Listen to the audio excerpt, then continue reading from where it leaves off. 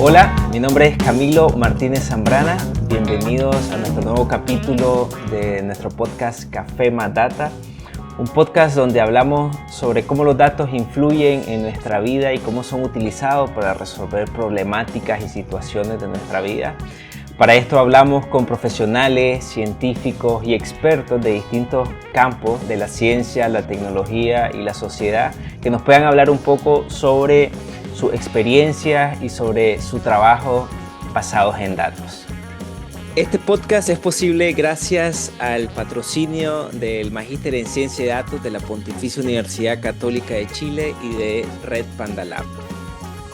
En este episodio vamos a hablar de Deep Learning, un tema que ha cambiado por completo la historia reciente de la computación, y lo vamos a hacer desde una perspectiva histórica, haciendo hincapié en hitos relevantes de este tema. Cuando la gente escucha términos como inteligencia artificial, ChatGPT, generación de imágenes o carros autónomos, pareciera ser que es un tema que surgió hace 5 años o que surgió con ChatGPT en el 2022, 2021. Pero lo cierto es que son técnicas que se han venido desarrollando desde más de 50 años. Ha habido muchos autores que han sido claves en el desarrollo de la inteligencia artificial, Machine Learning y el Deep Learning. Y para esto vamos a hablar con Antonio Aguilar. Muchas gracias por estar con nosotros, Antonio. Un gusto, Camilo. De igual manera, gracias por invitarme. Un gusto estar acá. Un gusto tenerte acá con nosotros. Le voy a platicar un poco sobre nuestro invitado, Antonio. Antonio es ingeniero en computación y sistemas por la Universidad Privada Antenor Orrego de Trujillo, en Perú. Desde sus años de formación se especializó en aprendizaje profundo, graduándose con el primer puesto de su promoción y siendo uno de los 150 seleccionados a nivel mundial para el PyTorch Scholarship Challenge de Facebook. Ha participado como consultor en proyectos de investigación aplicada en América Latina, incluyendo el desarrollo de sistemas predictivos en tiempo real para el seguimiento de casos de COVID en Perú. Posteriormente, realizó el Magíster en Ciencia de Datos de la Pontificia Universidad Católica de Chile, donde se graduó con honores y primer puesto académico. Ahí yo tuve el placer de ser compañero de Antonio. Vos siempre tenías las preguntas claves, Antonio. Los que no... Algunas veces nos daba, ¿será que lo pregunto o no lo pregunto? Y de repente vos preguntabas eso que uno estaba pensando en las clases. Bueno, para seguir con este podcast, primero vamos a hacer mención de unos conceptos claves que nos parecen importantes para contextualizar de lo que vamos a hablar. Y tenemos acá, a ver cuántos conceptos son 8 conceptos que les voy a decir ahorita y que quisiéramos que también sea parte de lo que se lleven luego de escuchar este podcast. Bueno, el primer concepto, previo a lo que nos va a hablar Antonio de toda esta historia y cómo se ha desarrollado el Deep Learning y la inteligencia artificial, tenemos el concepto mismo de la inteligencia artificial. La inteligencia artificial es un campo amplio que busca crear sistemas capaces de realizar tareas asociadas a la inteligencia humana. Es importante que veamos la inteligencia artificial como una gran categoría o una gran sombría, donde luego tenemos el Machine Learning. El Machine Learning es un subcampo de la inteligencia artificial donde los modelos aprenden a partir de datos en lugar de seguir únicamente reglas programadas de forma explícita. Esto se parece a aprender a reconocer un estilo musical basado en escuchar música de distintos tipos. Una vez que alguien, por hacer alguna analogía, si exponemos a una persona a muchísimos tipos de música y a distintos ritmos, la idea es que luego esa persona puede identificar el ritmo de una canción que escucha. Algo, bueno, Algo así es el Machine Learning.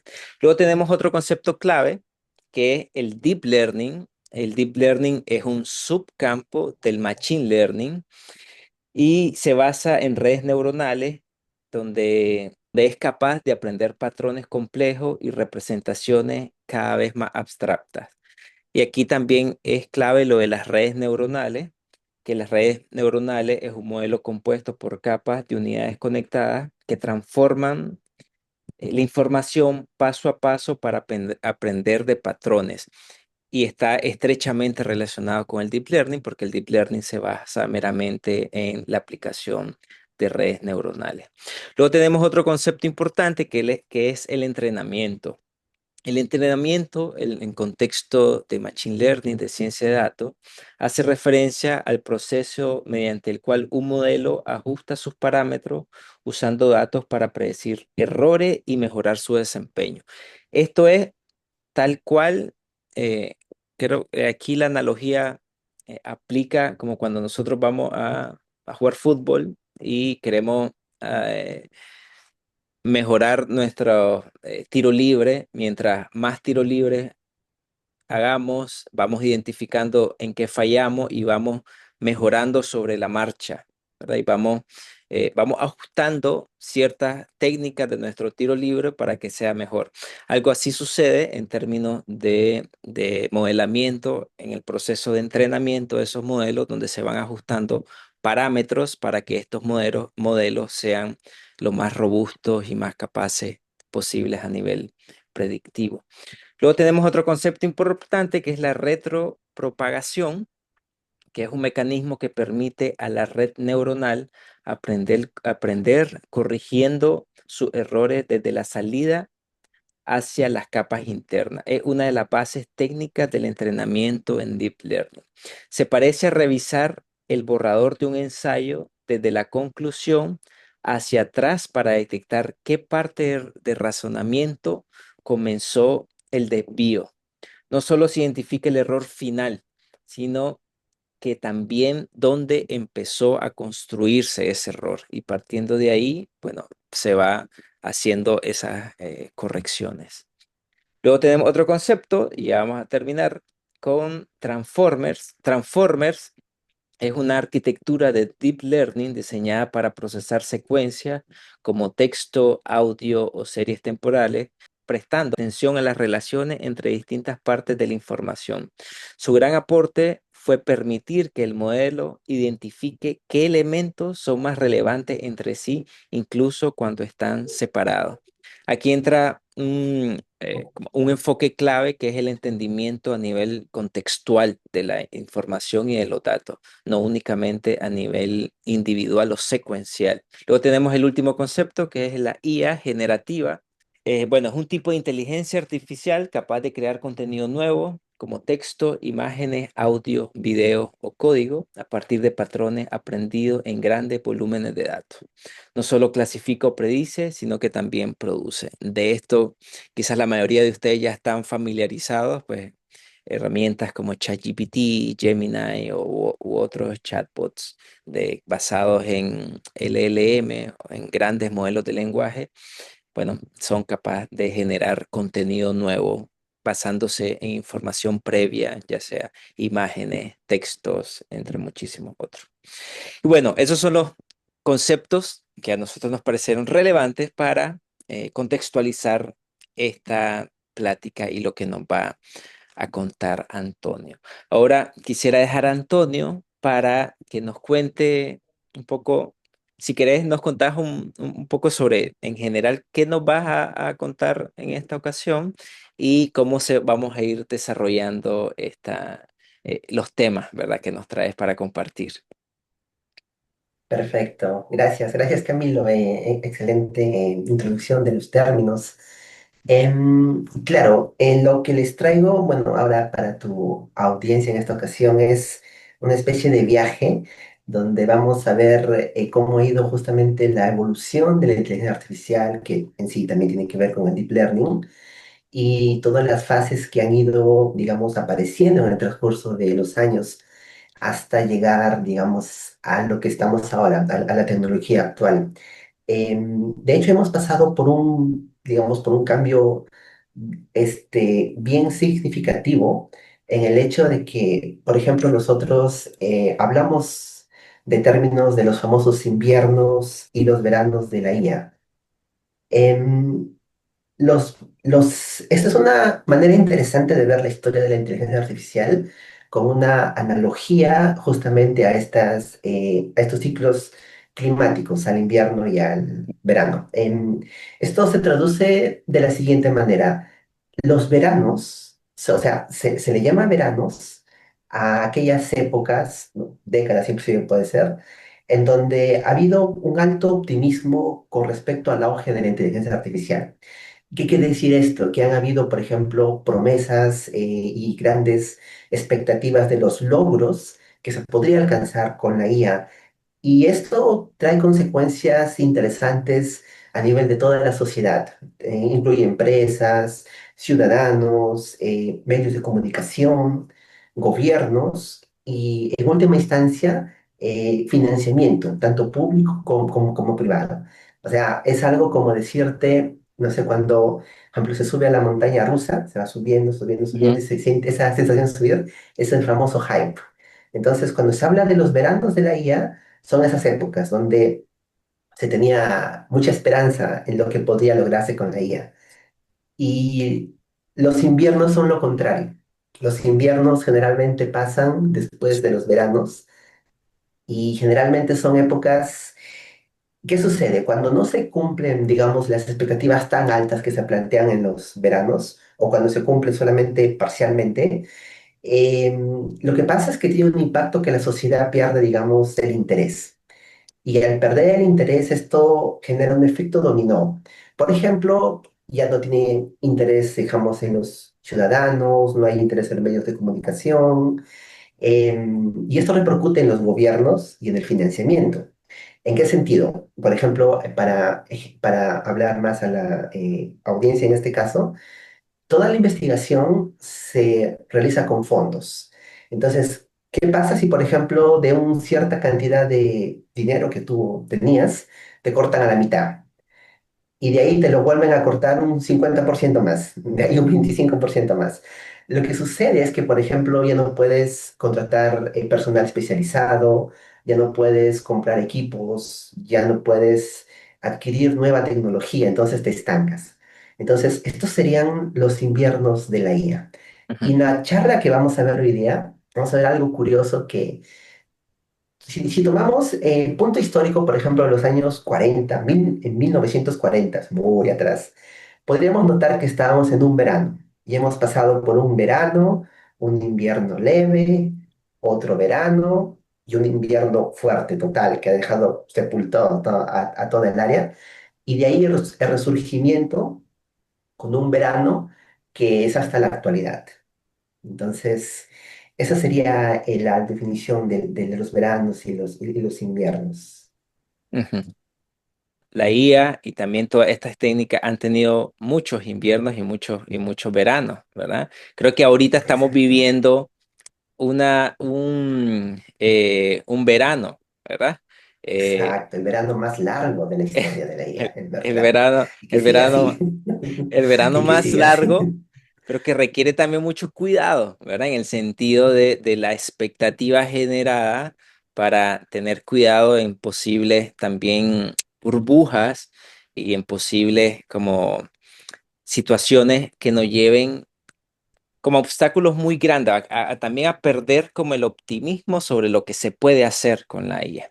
Pero bueno, Exacto. continuando con lo que nos vas a comentar. Sí, todo esto para verlo, como tú dices muy bien, ahorita nos encontramos en un verano, pero vamos a situarnos en qué pasó, cómo fue este ciclo de verano-invierno, para tratar de tener una perspectiva de cómo nos encontramos ahora. Y esto empieza con una guerra filosófica, por así decirlo, entre dos escuelas de pensamiento, el simbolismo y el conexionismo. Son nombres tal vez algo raros, pero ahora lo vamos a explicar. Estas dos escuelas, quiero que el público también imagine esto, tratan de responder a la pregunta siguiente: ¿cómo es posible que se logre, digamos, transferir la inteligencia a sistemas artificiales? Sistemas artificiales son máquinas, programas, robots, cualquier organismo que sea mecánico, que no sea humano. Entonces, ambas escuelas de pensamiento tienen una idea de cómo lograr esto. Y esto tiene que ver profundamente con la IA, porque ambas son, digamos, sus bases. Para empezar, por ejemplo, el conexionismo es bien antiguo, bueno, se puede decir antiguo, aparece más o menos en 1943, pero desde más atrás ya había ya algunas ideas de esto. ¿Y qué plantea? El conexionismo plantea lo siguiente: dice, está bien, si nosotros queremos embeber de inteligencia sistemas artificiales, dirijamos nuestra mirada al organismo biológico más inteligente. En este caso es el ser, bueno, es Ujú, el ser humano, pero en particular su cerebro, el cerebro. ¿Qué es lo que hace al cerebro, digamos, funcionar para poder crear, para poder pensar? Entonces, el conexionismo comienza a hacer un zoom. Dice, este es el cerebro. Y si yo hago un zoom, ¿qué hay en el cerebro? Encuentro, por ejemplo, el hemisferio izquierdo, derecho, el hipocampo. Y si sigo haciendo más zoom, voy a ver estructuras de redes neuronales interconectadas entre sí. Estas son neuronas biológicas. Y si sigo haciendo más zoom, voy a llegar hasta la parte más atómica, más pequeña, que en este caso sería una neurona.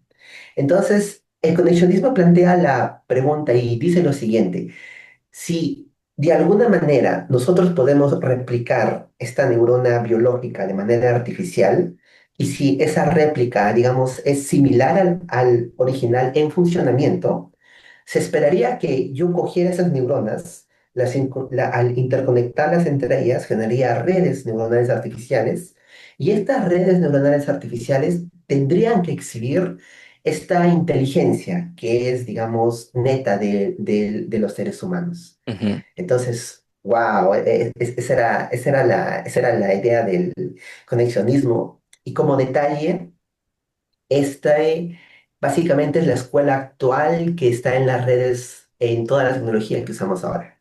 Pero hay otra cosa interesante también. Sumado a eso, ahora viene el simbolismo.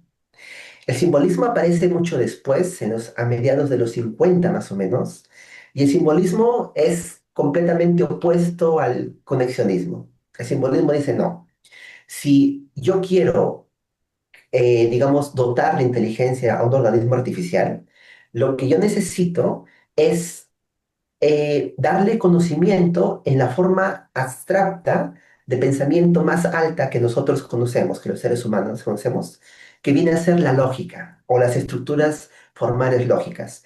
ujú, Cosas que todos hemos visto, por ejemplo, tipo de reglas condicionales como sí, entonces. Un ejemplo, por ejemplo, puedo decir, si está nublado, entonces lloverá. Si la ventana está abierta y tengo frío, entonces cierro la ventana. Entonces, lo que el simbolismo plantea es que si uno dota de estas estructuras, de estas reglas lógicas a un sistema artificial, este va a poder exhibir estas características de inteligencia. ujú, Entonces, ¿por qué son opuestos? Porque el conexionismo plantea, partamos desde lo más chiquito, que es la unidad de la neurona, hacia arriba, que cree capas, estructuras, mientras que el simbolismo dice, empecemos de una estructura abstracta de alto nivel, como son las ujú. estructuras lógicas, y vamos bajando, bajando, bajando, bajando, y ahí se va a generar el conocimiento. Entonces, son escuelas bien, bien interesantes y rivales, por cierto. Ya, entonces, hay una anécdota curiosa donde, por ejemplo, estas escuelas eran tan rivales entre sí que, por ejemplo, tenías en un campus una facultad que el primer piso era de la escuela simbólica y el Ajá. segundo piso del conexionismo. Y del segundo piso tenían que esperar que salgan los dos del primero para bajar. ¿Y porque no dónde sé qué. fue? ¿Dónde fue que surgió esta rivalidad? ¿En qué país o en qué universidades? Esto se comenzó a generar bastante en Estados Unidos, Ujú, en diversas universidades, porque, o sea, son paradigmas opuestos de cómo se representa la inteligencia. ujú, Y claro, para poder entenderlo mejor, porque ya una vez que está el campo opuesto, ya sabemos que es el simbolismo y el conexionismo, es interesante hablar acerca de qué algoritmos o qué modelos cada uno de ellos ha tenido. Obviamente que hay muchos, no vamos a hablar de todos, sí. pero vamos a hablar de dos, o sea, de cada uno de ellos, de los más representativos que marcaron historia en su momento. Entonces, me gustaría iniciar hablando con el modelo conexionista, con uno de sus máximos representantes que tiene por nombre el perceptrón. El perceptrón fue propuesto en 1957 por Frank Rosenblatt y el perceptrón en su época marcó toda una revolución porque lo que trataba de hacer el perceptrón era simular cómo el ojo humano aprende y reacciona ante estímulos. Ujú, Para ello, Frank Rosenblatt, como se puede ver acá en la imagen, él construyó una máquina grande que se puede ver ahí, ¿no? Toda esa máquina es el perceptrón y esa máquina tenía de nombre Mark I. Entonces, ¿qué podía hacer el perceptrón? Como se ve, por ejemplo, hay una letra C. El perceptrón podía reconocer patrones simples. Por ejemplo, podría decir la diferencia entre una letra C y una letra X. También entre formas simples y hacer decisiones simples. Entonces, era la primera máquina, entre comillas, que podía aprender cosas de los datos. Ahora, ¿por qué es tan importante también este perceptrón? Porque cuando Frank Rosenblatt inventa el perceptrón, no habían las cámaras, o sea, no existían las cámaras como ahora las conocemos. Entonces, su sistema básicamente capturaba por medio de sensores, de pequeñas lucecitas, cuando algo estaba, digamos, activado, y en base a eso se iba procesando hasta lograr, digamos, ver qué era, si es que era una X, era una C, si es que era un patrón. Algo interesante que quiero comentarles acá es que este proyecto fue en Estados Unidos, financiado por la Oficina de Investigación Naval y es el primer, digamos, tipo de red neuronal, básicamente, de una ujú, sola capa sería. Es una predecesora. Y de hecho, esta red, o sea, fue tan grande el impacto que tuvo en su momento que es muy famoso un artículo que salió en 1958 en el New York Times que hablaba, el título hablaba acerca de el embrión de una computadora, o sea, que se ha hecho el ujú, embrión de una computadora, que está diseñado para leer y que puede, digamos, seguir aprendiendo. Inclusive, parte de sus columnas decía, por ejemplo, que se había inventado una máquina que estaba a la par con, digamos, el pensamiento humano, o sea, que podía pensar como un humano. Entonces, si estamos hablando de hype, estamos hablando de un gran hype aquí, básicamente. Ya sí. estamos hablando de algo sorprendente, ¿no? No era, digamos, algo tan... O sea, era una gran afirmación, pero de hecho, Rosenblatt estaba muy adelantado a su época, unos 20 40 años adelantado, de hecho, porque parte de lo que él propone es lo que ahorita sirve justamente de base. Ujú, Entonces, ese sería, digamos, el modelo más interesante por parte de la IA conexionista. Ahora, ¿qué pasaba con la IA simbólica, no? Con la IA simbólica, el mejor ejemplo de todos son los famosos sistemas expertos. Ya, entonces, nace con la IA simbólica y la idea era la siguiente. Como les había comentado anteriormente, la escuela del simbolismo trata de, digamos, embeber de inteligencia por medio de estructuras lógicas formales. Entonces, supongamos que yo tengo un experto, una persona que es experta, por ejemplo, en infecciones de la sangre. Yo podría extraer un conjunto de reglas que esa persona usa para su diagnóstico y en base a eso hacer una recomendación para los antibióticos, ¿no? Esto pasó en la Universidad de Stanford y este sistema que le estoy comentando tuvo por nombre MISIN, que se desarrolló más o menos a inicios de los 70, 1970, por Edward Shortlife. Em, ¿Cómo funcionaba? Contaba de dos partes. Tenía una base de datos que se conocía como base de conocimientos, donde estaban aproximadamente 500 reglas lógicas, o sea, era bastante. Ujú, Y tenía otra parte que era el motor de inferencias. El motor de inferencias, ¿qué hacía? Yo, por ejemplo, hacía una consulta, algo parecido como ChatGPT ahora hacemos, ¿no? Yo hago una consulta y lo que yo le hablaba en lenguaje normal, este motor de inferencia lo convertía a reglas lógicas y lo que hacía era, por medio de un algoritmo, navegaba durante toda esa base de datos hasta encontrar una respuesta. Era tan bueno este sistema que de hecho llegaba a la par de dar el diagnóstico con expertos humanos. Esto pasó en los 70, entonces realmente hubo bastantes avances con la IA simbólica. Estos serían, de hecho, los dos modelos más representativos de esta época. Entonces, tomando en cuenta estos modelos, ahora viene la parte triste. Ahora viene la parte que es un poquito interesante. ahí estamos, ahí todavía estamos en un verano. Exacto, Y, perfecto. y creo que también una de las cosas que alimentó ese verano fue el desarrollo de del semiconductor, luego el desarrollo de los microprocesadores, que también incentivaron esa idea de poder hacer mucho, ¿verdad? De que iba a ser lo último, de procesadores que pueden hacer más de una tarea y que también iban también en paralelo, ¿verdad? En ese entusiasmo. Claro, de hecho, Camilo, y también invito al público que se haga esta pregunta, o sea, se haga el curioso. Si uno revisa las películas de ciencia ficción de los 70, los 80, por ejemplo, hay una que se llama Cortocircuito acá en América Latina, no recuerdo su nombre en inglés, pero no sé si la has visto, tal vez trataba de No, un robot. Es una película que realmente habla justamente de todo, o sea, refleja todo el optimismo que tú acabas de comentar, toda esa idea de desarrollo. O por ejemplo, no sé, pues, Robocop o inclusive ah, esas películas de viajes en el espacio, Terminator inclusive nace por esas épocas. Entonces, porque estaba ahí, supuestamente, estaba a la vuelta de la esquina ya.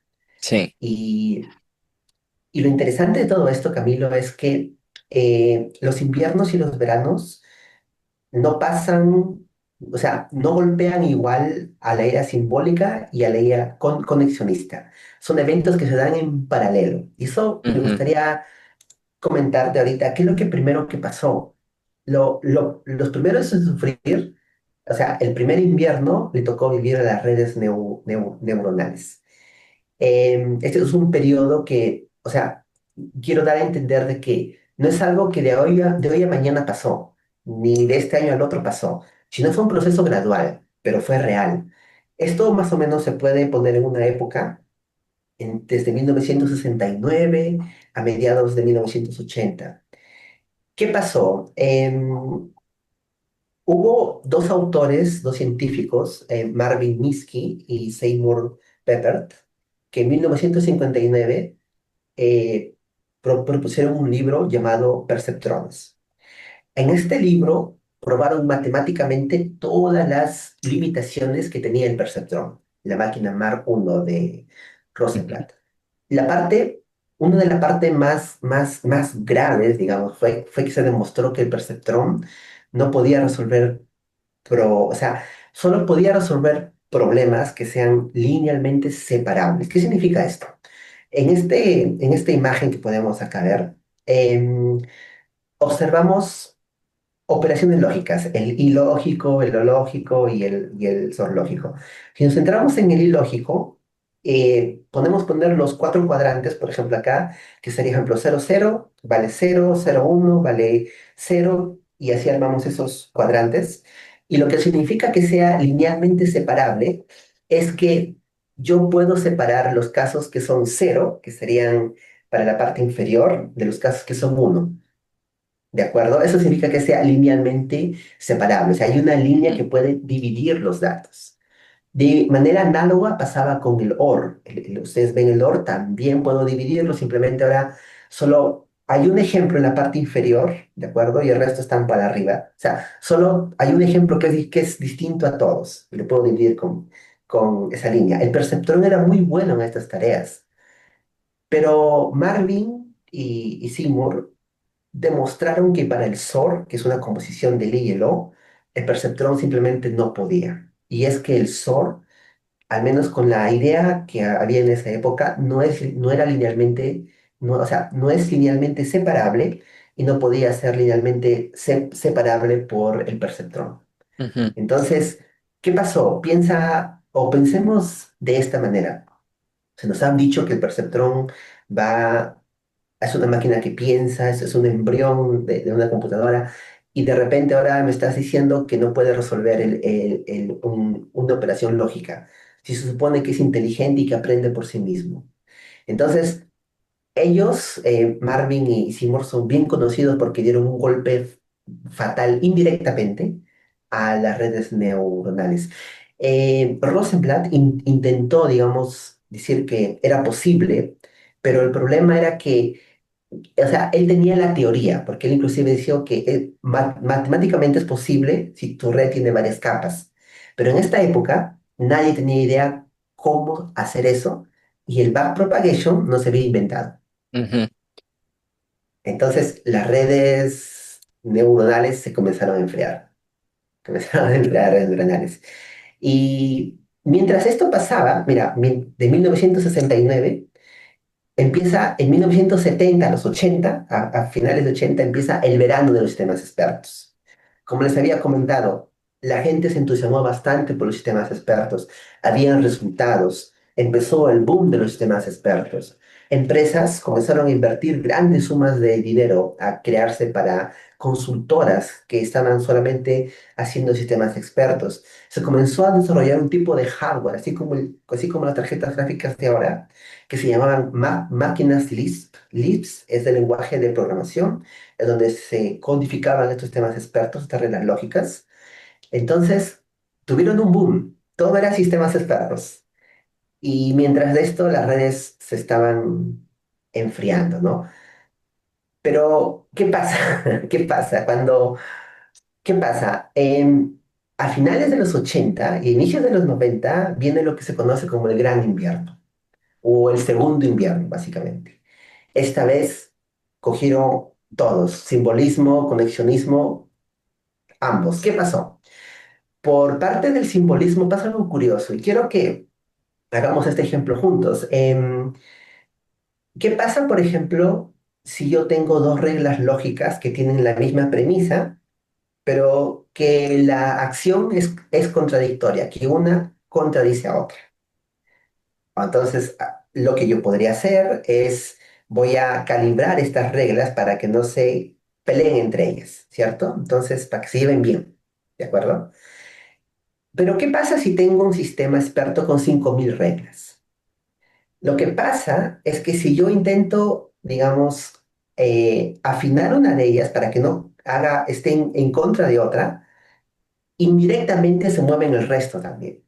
ujú, Entonces, no puedo ingresar una nueva regla lógica sin crear contradicciones en el sistema. Esto significa, o significó en su época, que los sistemas expertos no eran escalables. No podía, por ejemplo, como ahora el chat GPT, tú puedes tenerlo en varios lugares, ¿no? Se conecta a muchos usuarios. En este caso, no, porque el sistema colapsaba. Cuando intentaba buscar, hacías una consulta y el motor de inferencia hacía esta navegación en las reglas lógicas, encontraba un grupo de reglas contradictorias y colapsaba, porque no había respuesta, básicamente. ujú, Entonces, ese fue un problema. Otro problema, o sea, este problema que se puede llamar de debugging en la actualidad fue tan serio que las empresas preferían contratar a un experto. Por ejemplo, tenías un sistema experto en finanzas. Las empresas preferían Preferían contratar a un economista que darle mantenimiento, que hacer la depuración de todo este motor lógico. Les salía más barato Ujú. contratar al economista. Entonces, qué feo golpe. Otro golpe también, justamente lo que tú comentas de los semiconductores. ¿Qué pasa? Aparecen las primeras PC de escritorio, que son más baratas, o eran más baratas en esa época. Y resulta que en una PC de escritorio que costaba menos, podías ejecutar los sistemas expertos. Y ya no podías, o sea, ¿para qué te ibas a gastar? Por ejemplo, ahorita una tarjeta gráfica, la 5090, te cuesta un promedio de $2.000, si con una calculadora podías hacer lo mismo. Entonces, de la nada, el mercado de las máquinas de LIPS colapsó, porque no era rentable ya no había Mm. forma de hacerlo rentable. Entonces, el gobierno, en este caso la Agencia de Defensa DARPA de Estados Unidos, le quita el financiamiento a todo lo que tenga que ver con simbolismo, con sistemas expertos, y se estanca el simbolismo. Con el conexionismo, este segundo invierno lo termina de sepultar. Así es como se conoce. Porque es algo curioso, mira, en 1986 se inventa el algoritmo de la propagación hacia atrás o de la red de propagación que tú has comentado. De, Este ese algoritmo, de Hinton, ¿verdad? exacto, Hinton, sí, y varios autores más. Este algoritmo lo que ahora proponía era que era posible entrenar redes de varias capas. Ujú. El problema era que el hardware de esa época no soportaba, digamos, estos cálculos, porque las redes neuronales se pueden entender como grandes matrices, grandes colecciones de números, que tú los multiplicas, los sumas. Entonces, el hardware de esa época no podía soportar esas matrices y era muy caro, digamos, tenías que comprar una super máquina para entrenar una red que tenga varias capas. Habían pocos datos, o sea, no habían los datos que hay ahora, como el Internet, tantos datos, habían pocos datos. Y el problema más fatal de todo era lo que se conoció después como el desvanecimiento del gradiente. ¿Qué significa? Si tú tienes una red que está compuesta por varias capas, cuando utilizas el backpropagation, lo que hace la señal viaja hacia atrás, ¿cierto? Viaja hacia atrás, viaja hacia atrás. Pero lo que sucedía en estas épocas era que usaban, por ejemplo, digamos, esta señal se iba degradando, degradando hasta hacerse cero. Cuando la señal se hacía cero, toda la red se quedaba congelada y no aprendía más. Las razones de esto se supieron años después, pero en este momento actual, 80 a 90, todo el invierno queda ambos. O sea, creo que la imagen ahí que está mostrándose, creo sería un resumen de esta época, ¿no? Cómo queda el conexionismo y cómo queda el simbolismo. O sea, de hecho, hasta inclusive se consideraba un tabú hablar de IA. Nadie quería saber nada de esta época. Entonces, eso, eso es lo que pasó, ¿no? Y creo que es como nos puede dar como perspectiva a lo que estamos viviendo ahora, ¿no? Creo que cada uno podría hacer este ejercicio mental y decir, estamos yendo por ahí, no estamos yendo por ahí. Entonces, eso queda algo, siempre algo curioso, ¿no? Sí, súper, súper interesante cómo, cómo evolucionan las expectativas, ¿verdad? Y cómo también llegan puntos de inflexión, como eso de que aparecen las computadoras que pueden hacer tareas de forma mucho más eficiente y muy barata, es algo que muy probablemente va a continuar sucediendo, ¿verdad? Y que va a ir como también redefiniendo la forma como se hace inteligencia artificial. Algo que parecía solo para grandes empresas a gran escala, eventualmente, y ya está sucediendo, lo tenemos en nuestras casas, en nuestras oficinas, ¿verdad? Con servidores remotos, nuestras computadoras y demás. Exacto, sí. Y algo curioso es que como esta es como una historia, como una historia de superhéroes, o sea, llega el villano, que sería el invierno en este caso, digamos, con los Avengers, me imagino algo así, ¿no? Y queda Ujú. así como Thanos, todos quedan, ¿no? Ese dice que es inevitable, ¿no?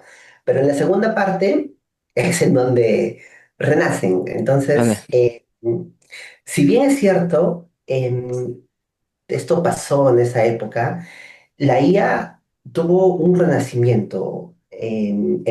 Más o menos fue de los años del 93 al 2011. Este renacimiento vino impulsado por lo que tú habías comentado también, que es el machine learning o el aprendizaje de máquina.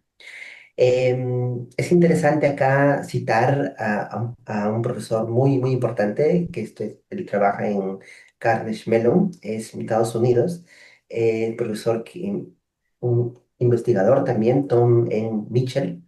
Em, Él, digamos, se le atribuye este hecho de conceptualizar el área del machine learning.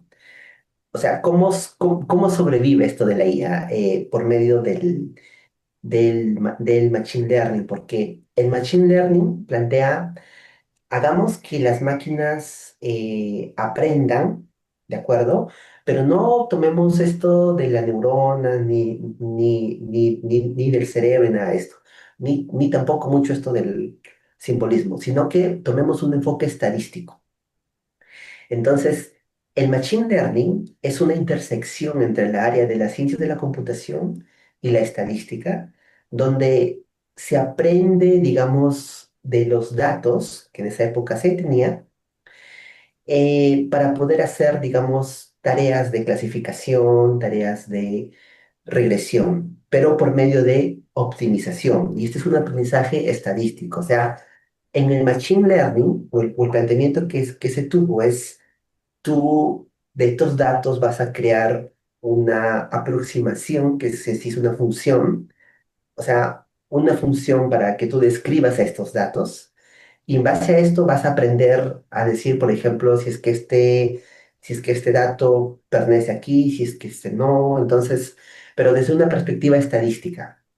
Aquí no hay tanto de la parte, digamos, em, del cerebro y todo eso, como había comentado. Y esta época, del 93 al 2011 se caracteriza mucho por lo que se conoce como el Manual Feature Engineering, que lo que quiere decir es, por ejemplo, si tú querías detectar las fotos de un gato, lo que las personas de esa época hacían era diseñaban filtros que son pequeños, digamos partes que comienzan a recorrer toda esa imagen y comienzan algunos filtros a detectar bordes, otros algunos contornos, formas. Y una vez que tenían esos filtros, usaban un algoritmo, el más popular de esta época es el Support Vector Machine o el Ujú. SVM, que lo que hacía básicamente era, ya te permitía hacer clasificación, es un gato, no es un gato. Hubieron avances significativos también en esta época con respecto a reconocimiento de voz y también visión por computadora, pero como les había comentado, se hacía de forma manual. Entonces, nada de deep learning por acá, ni nada de IA. No obstante, durante toda esta época hubieron avances. Para empezar, se logró descubrir este problema del desplazamiento del gradiente. Se encontró una función que trataba de evitar estos tipos de, digamos, de problemas que se llama ReLU. Entonces, ¿qué sucede? En el 2012 se conoce como la revolución del deep learning porque se juntaron una serie de factores que dieron explosión. Dos cosas particulares. Uno fueron los datos y otro fue el modelo.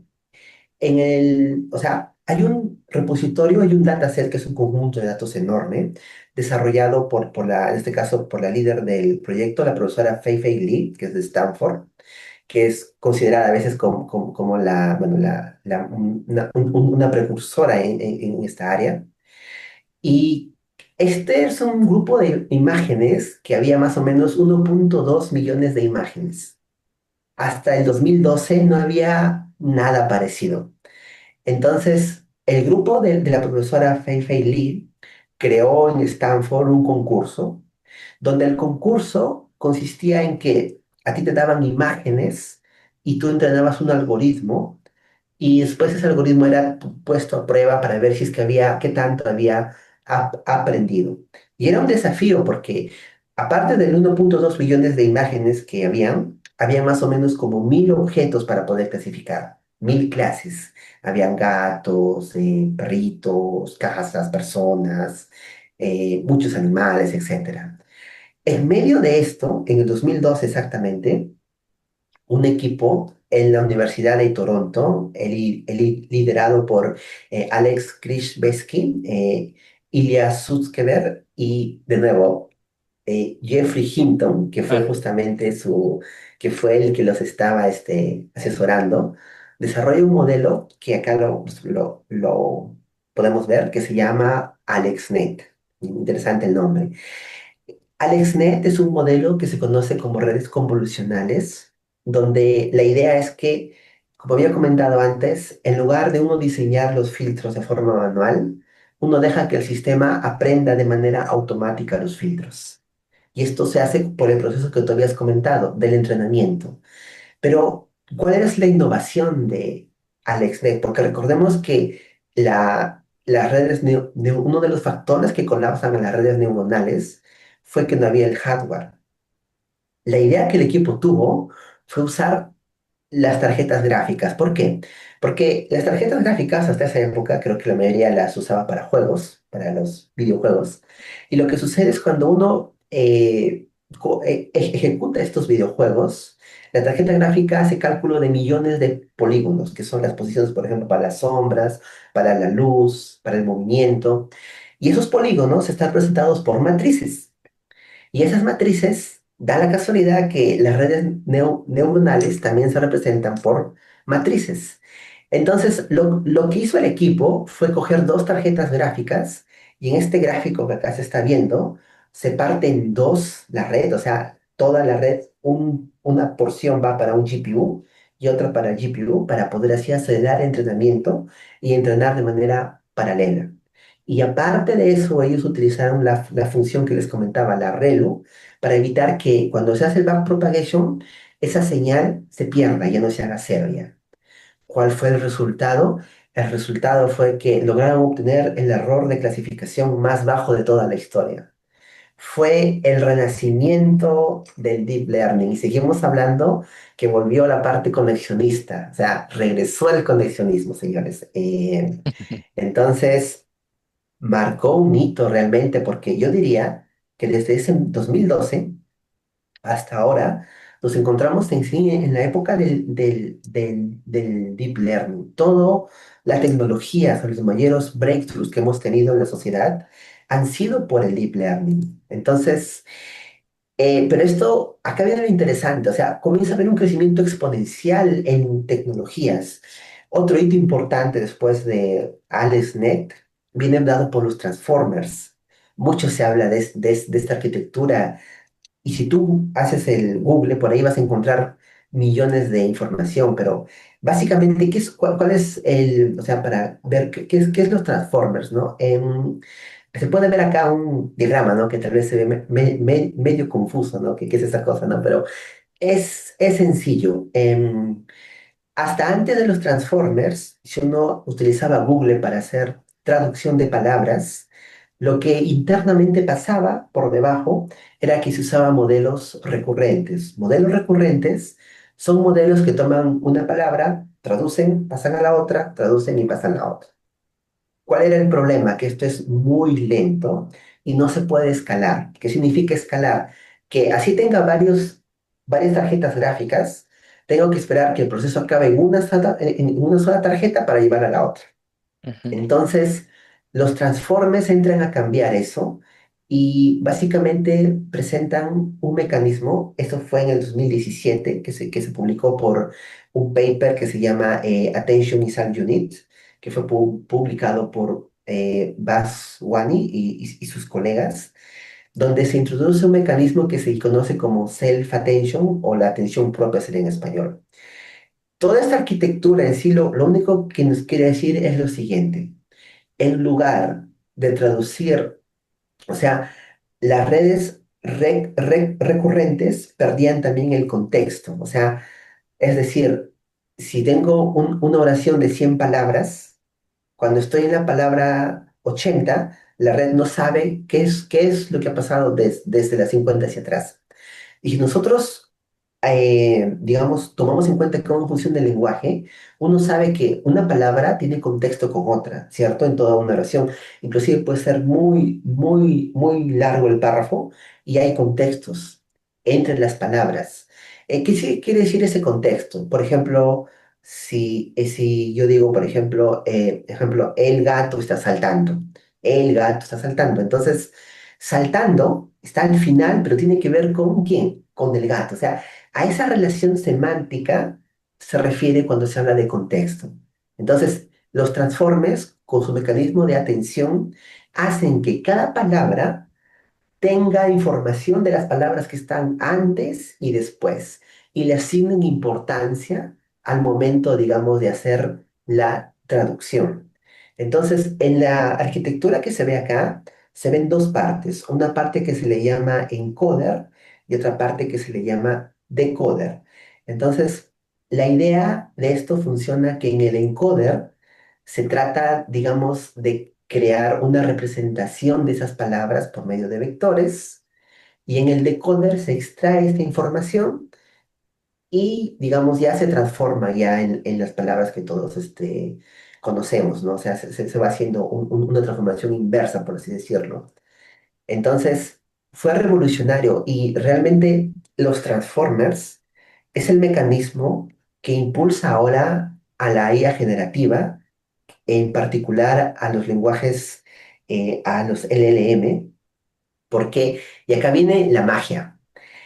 Em, ¿Qué sucede si yo, por ejemplo, voy de nuevo a la imagen del Transformer y quito el encoder y solo me quedo con el decoder, con una parte nada más? Y trato de entrenar ahora el modelo para que me genere la siguiente palabra. O sea, le digo, toma estas palabras y di, ¿cuál es esto de acá? Y lo que pasa es algo curioso. O sea, son redes muy grandes, por ejemplo, tienen como 96 capas, más o menos así. Y lo que pasa es que estas redes se autoorganizan, o sea, toda su estructura se organiza de tal manera que hay partes que actúan como un encodificador, otras como un decodificador y otras que extraen, digamos, ya, digamos, la siguiente palabra. Y lo mágico de todo esto es que al forzar al modelo a que te diga cuál es la siguiente palabra de una oración, el modelo no solo aprende cuál es la siguiente palabra, sino que el modelo aprende la estructura del lenguaje. Esto fue lo que sorprendió a las personas, o sea, la estructura, qué significa el lenguaje, cómo se codifica el lenguaje. Entonces, boom, aparecen los LLM. Entonces, todo ChatGPT, Gemini, todos son modelos de tipo transformer que solamente tienen la parte del decodificador. Aparte que esto también los hace que sean más escalables y más baratos en comparación si tuvieran el encoder de entrenar. De hecho, hay una discusión interesante acá porque uno se pone a pensar, ¿son o podrían considerar estos sistemas inteligentes si es que han descubierto ahora cómo entender el lenguaje? No solo predicen la palabra, sino que lo entienden, tienen una contextualización. Ujú. Entonces, la respuesta sería sí, a cierto nivel, pero no son conscientes. No estamos hablando de Sky, no estamos hablando de Terminator ni nada de eso. Entonces, claro, esto es la IA generativa que está desde el boom de la IA generativa comienza desde 2020 hasta ahorita también. De nuevo, conexionismo, otra vez. Todo esto tiene que ver sus bases en el perceptrón, en todo lo que pasó atrás. Y junto a los LM están los famosos modelos de difusión, que lo único que hacen es nos generan imágenes, ¿de acuerdo? En los modelos de difusión pasa algo curioso. Se les dijo también, o sea, toma esta imagen de un gato y yo le voy a agregar pequeños puntitos que se llama ruido y lo que quiero ahora es es que hagas el efecto contrario, que le quites el ruido a esta imagen de gato y lo hagas como estaba original. Al igual que con los LLM, la magia pasó cuando los investigadores acá se dieron cuenta que no solo el modelo aprendía a remover el ruido, sino aprendía a reconocer la estructura semántica de las imágenes. O sea, qué hace un gato, qué hace un avión. Y los modelos difusos han encontrado su uso justamente en las aplicaciones médicas, justamente porque uno quiere quitar, digamos, el ruido. O sea, en el área médica hay pocas imágenes, por ejemplo, de radiografías. Lo que uno quiere es entrenar modelos de IA para aprender, para usarlos en el área médica. Pero como no hay imágenes, una opción que se está usando bastante es aplicar esos modelos de IA generativa, los modelos de difusión particularmente, para generar una estructura y que pueda yo tener imágenes, digamos, más imágenes para poder entrenar. Hay un detalle acá que no es solamente darle la imagen, sino que, por ejemplo, si tú tomas o sea, igual al público le comento, ¿no? Si toman una foto del tórax, o sea, el corazón no puede estar en el hombro, ¿cierto? No, no, eso sería imposible. Entonces, lo que a estos modelos aparte se hace, se les dice, genérame imágenes del tórax, pero con la estructura anatómicamente correcta. Porque de nada me serviría a mí, por ejemplo, que el modelo alucine y que Ujú. aparezca un gato en donde tengo el corazón, por ejemplo, ¿no? Entonces, yo lo que necesito es que sea lo más real posible. Y sí, encuentran mucha mucho uso y de hecho todo este boom del AI generativa ahora se puede ver también en lo que son los agentes de IA, ¿no? O sea, ahora por ejemplo se habla de la forma para hacer código para programar de la IA agéntica, que lo único que hace es, ahora yo a un modelo de lenguaje le doy acceso a un entorno, por ejemplo, al código con el que yo trabajo y tienen un contexto y pues puedo codificar a la velocidad de la luz, puedo o sea, avanzar muy rápido, ¿no?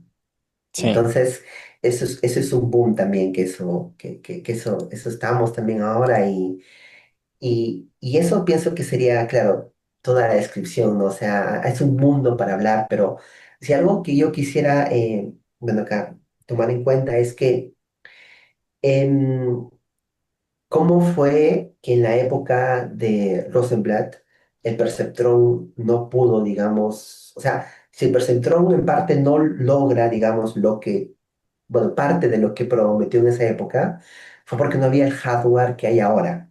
O sea, Rosenblatt vio básicamente ahora, vio básicamente todo lo que, o sea, él siendo un conexionista, planteaba básicamente que lo que ahora hacemos todos, o sea, dejamos que la máquina aprenda patrones, que los modelos aprendan patrones, no los codificamos a mano, salvo en la ingeniería de características que también se usa, pero ya no nos basamos tanto en eso ya.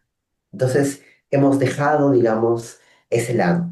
Entonces, sería una lección bien importante, ¿no? Y queda abierta, creo yo la pregunta.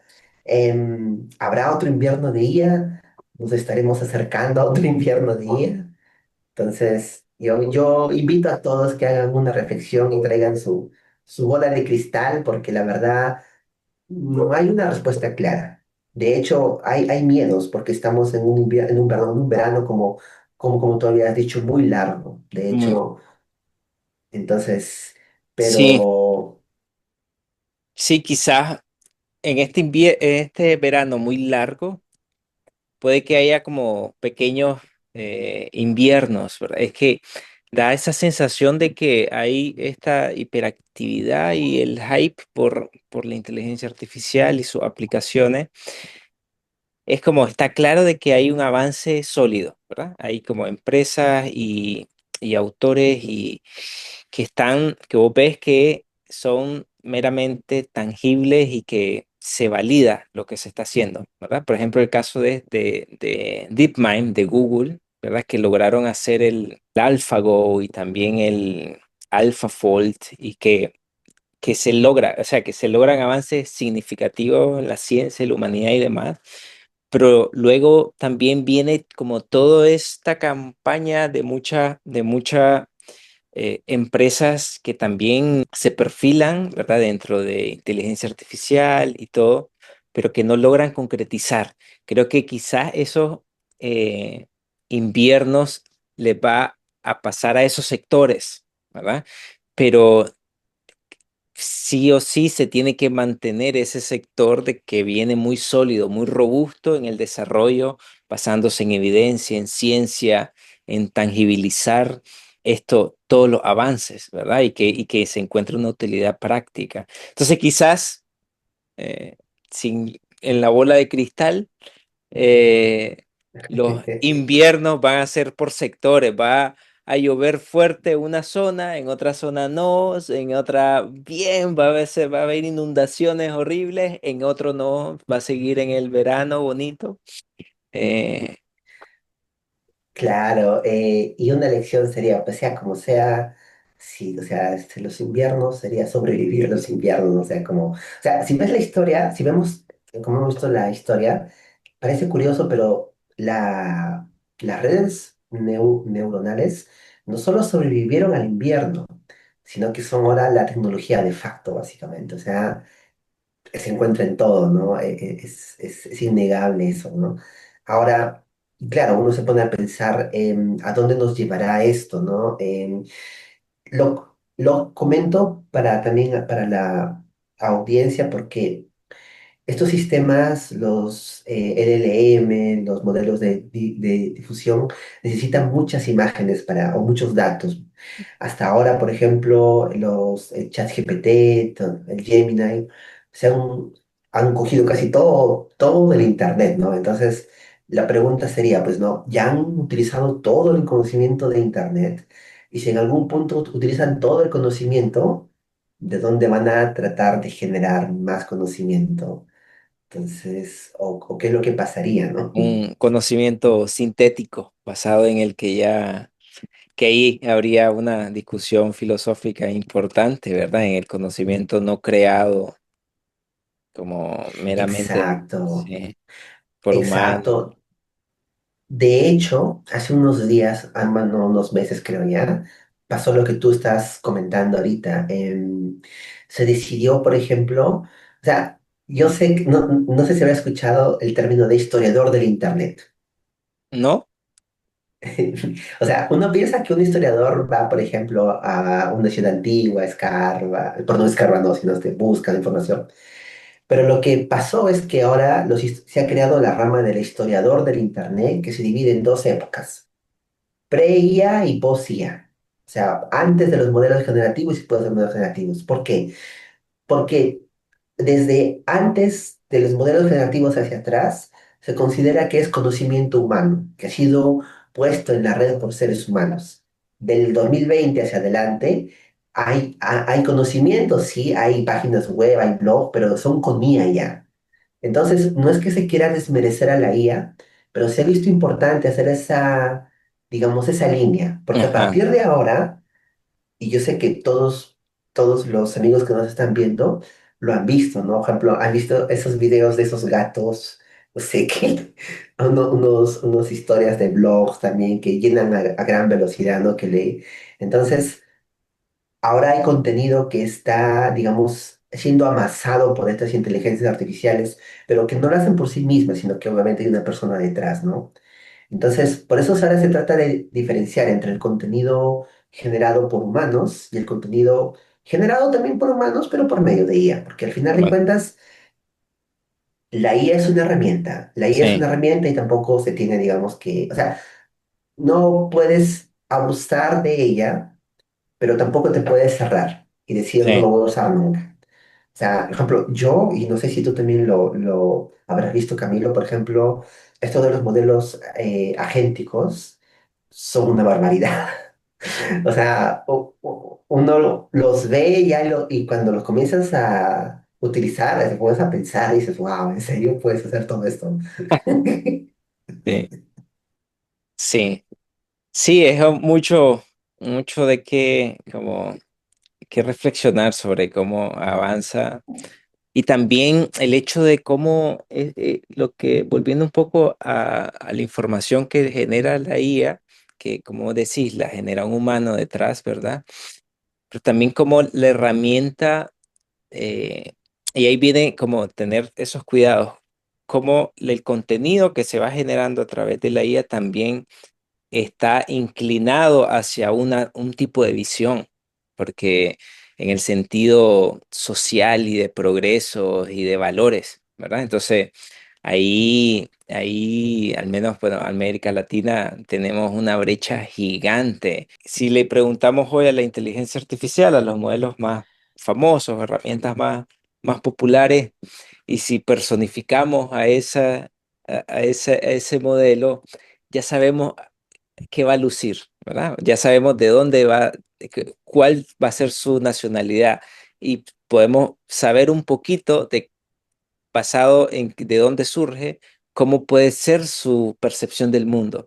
Entonces, eso también, eh, esa generación constante de contenido, creo que desafortunadamente puede generar esas brechas importantes si algunas regiones del mundo no pueden, eh, quizás no igualarla, pero al menos hacer un esfuerzo para disminuirla. Sí, en eso, claro, tienes razón.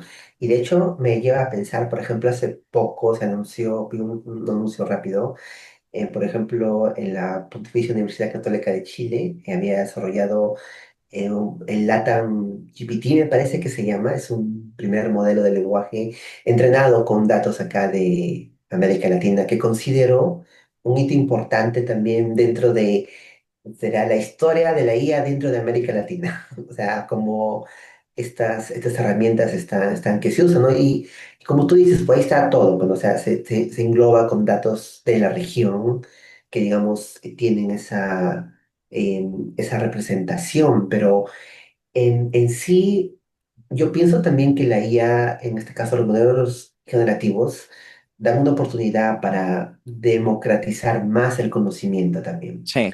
Porque, por ejemplo, antes aprender de estas cosas del machine learning, por los años 90 más o menos, 2006 7 10 tal vez, pues era algo bien difícil. Para empezar, tenías que saber inglés. Tenías que tener acceso a internet, que es algo que a veces no, y hasta ahora todavía pues, se trabaja, pero en esas épocas era más difícil, internet veloz. Entonces, pero ahora no, por ejemplo, ahora tú podrías preguntarle a cualquier IA temas relacionados que te interesen, ¿no? El detalle está en que uno tiene que ser crítico con las respuestas y esto no funciona si es que tú no tienes una base. Es decir, por ejemplo, yo no podría o yo no me atrevería a preguntarle a la IA cómo hacer, por ejemplo, cómo hacer una cirugía, ¿no? Porque uno que no es mi área y otro que sé que va a decir que no. Sé que no es un ejemplo bien extrapolativo, pero lo que quiero dar a entender a la audiencia que está viendo es, yo necesito tener una base de conocimiento por mi cuenta primero, antes de poder consultar a la IA. Y eso yo lo obtengo de libros, videos, un pensamiento propio crítico que tengo. Y les comento el caso, ¿no? Yo estoy seguro que también tú lo has visto, este Camilo, por ejemplo, muchos cientistas de datos que están trabajando en IA, se suele hacer consultas a estos modelos, o sea, no hay ningún problema, pero la diferencia es que, o sea, tú ya sabes cuando el modelo te está diciendo algo que es fáctico, y cuando se está yendo por las nubes también, o sea, porque a veces también alucinan. Ujú. Entonces, ¿qué pasa? O sea, ¿cuál es el riesgo cuando un usuario, en este caso, no tiene esa base de conocimiento en cualquier área, en lo que él o ella quiera aprender y ciegamente lo usa? Entonces, ahí corre riesgo porque no tiene forma de ver cuándo el modelo es equivocado. Entonces puede tomar como fáctico información que no es real, ¿no? Claro, y eso sí es malo porque causa más desinformación, causa más, Sí, que más problemas, sí. Y de hecho ahora, por ejemplo, que tú comentas, ¿no? Del cómo que cómo se extrapolan estas IAs, ¿no? Es cada vez más difícil reconocer el contenido que es hecho por una persona que si lo ha hecho con una persona más la guía. O sea, igual una persona, pero persona no guía. Entonces, antes era fácil porque, no sé si tú recuerdas, hay una foto famosa de Will Smith cuando primero aparecieron con los donde los comiendo comían pasta. con espagueti, sí, se le cae la boca, el ojo, todo eso. Pero tú comparas eso con los nuevos modelos que han ido saliendo a través de los años y te sorprendes. O sea, Sí, igual, por ejemplo, tal vez tenga 7 dedos, ¿no? Pero, pero cada vez se va haciendo mejor, mejor, mejor, mejor. sí, Sobre todo, yo les invito, ¿no? A la audiencia que podemos poner acá con imagen, tal vez ponga acá a Will Smith cuando recién salió con su primer modelo y al Will Smith que salió ahora con su modelo y más actual. Es una barbaridad el cambio que ha habido. O sea, no. sí, Y uno dice, está comiendo espagueti, ahora sí está comiendo espagueti. sí. Bueno, ya vamos cerrando. Ha sido un placer escucharte, Antonio. Ha sido, o sea, lo disfruté muchísimo. Y todo este viaje de cómo ha evolucionado el deep learning y la inteligencia artificial. Creo que una buena práctica después de este podcast para quienes nos estén escuchando, que puedan buscar algunos autores, que puedan buscar también. Bueno, hay un documental que quisiera recomendar que se llama The Thinking Game. No sé si lo viste, que habla cómo evolucionó esta DeepMind y en concreto Demis Hassabis, que es el fundador de DeepMind, que luego compró Google. A su historia, sí, su Ajá, historia, como solo un poco sobre la historia y cómo se interesó como partir de la investigación y de la investigación científica y como de la evidencia, más allá de un enfoque meramente comercial. Siempre el enfoque comercial, ¿verdad? Pero me parece importante la relevancia que le dan a la ciencia para abordar problemas, ¿verdad? Es como la relevancia que también le dan al método científico para abordar problemáticas de la vida. Así que eso les recomendaría que se den una vuelta por ese documental. Bueno, muchas gracias de nuevo, Antonio. Ha sido un placer y a los que nos escuchan, sigan en conexión con nosotros. Vamos a estar publicando nuestros próximos podcasts, donde siempre vamos a estar hablando con profesionales expertos en América Latina principal, porque creo que hay mucho espacio que hacer en términos de comunidad alrededor de la ciencia de datos. Así que muchas gracias y nos vemos. igual, con gusto, hasta luego, gracias. Conmigo.